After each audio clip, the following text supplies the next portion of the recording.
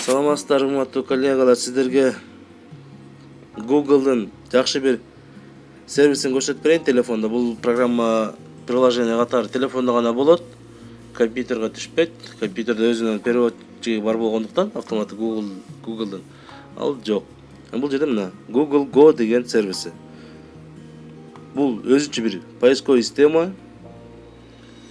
Жөн эле издесеңиз болот. Мына поиск жазып, кадимкидей голосовой издейсиз, сөздөрдү айтып менен эле сүрөт боюнча издейсиз.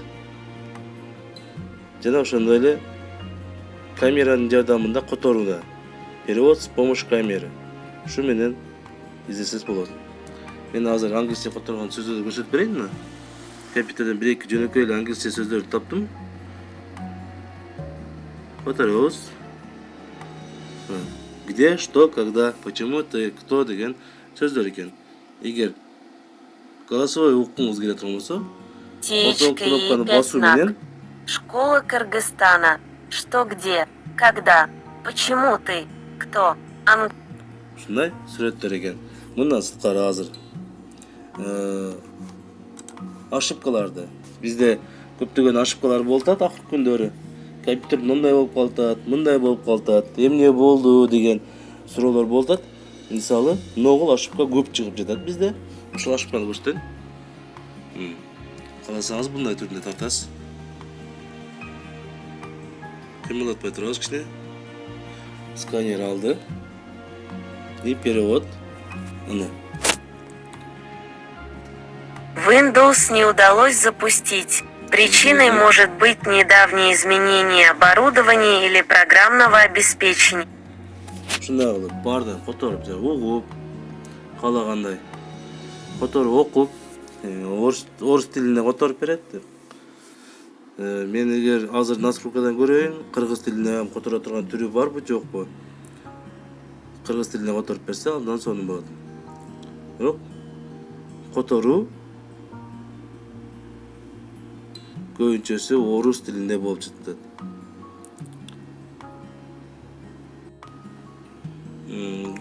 Мен көптөн бери жөн эле орусча окуп жүргөндүктөн кыргыз тилине которгондо кызыкпадым эле. Кыргыз тилине которуу болот экен. Бул үчүн жөн эле настройкасынан тилдер деген эмнеде язык деп турат. Ушу тилдерден кыргызча тилди тандап койсоңуз эле болду. Бул жерде English сертификат. Ушу этте керегинде кыргызча дегени бар экен. Кыргызчаны тандап коюу менен кайта туруп камерага кирип, баягы эле ошибканы эми кандай ошибка экенин түшүнгүңүз келе турган болсо, сүрөткө тартып, ошол эле которууну басабыз. Эми кенен Бултилден чыгары пакууга балбот. Бултилден чыгары пакууга балбот. Бул тилден чыгарып окууга болбойт экен. Алар голосовой киргизиши элек экен али. Терезелер баштоо ишкеринин бул жерде бүт бардыгы түшүнүктүү эле окуп турат. Бул диск жок болсо жардам үчүн туутам администратор жеке компьютер өндүрүүгө байланыш кыла дейт. Көрдүңүздөр. Ошибкаларды кыргызча түшүнүп окуй алабыз. Дагы бир сүрөт көрсөтүп берейин мисалы. Дагы бир ошибка. Азыр кандай эле ошибка экен бул? Өзгөчө эмес экен. Мына ошибканы тартайлы. Ушул территорияны алабыз, ашыкчасын албастан. Сөткө тартуу менен которууну басабыз. Мына эмесе параметр көрсөтүлгөн эмес дейт. Эскертүү, F параметр көрсөтүлгөн эмес. Демек, бул жерде диск ашыкча коюлган деп көрсөтүп атат. Алып ташташ керек, BIOSка кирип, F дискти алып таштоо менен сиз башынан запускать этсеңиз компьютериңиз жанат. Мына ушундай ошибкаларды, жөнөкөй кооз сөздөрдү, обычный эле текстти, мыналарды, мисалы, алайлы, текстти тартабыз. Жана ошондой эле китептердин да бардыгын сөткө тартуу менен которуп аласыз. Менин жакшы көргөн жаныбар түлкү дейт, болуп саналат. Мына ушундай кылып тексттерин которуп алсаңыз болот.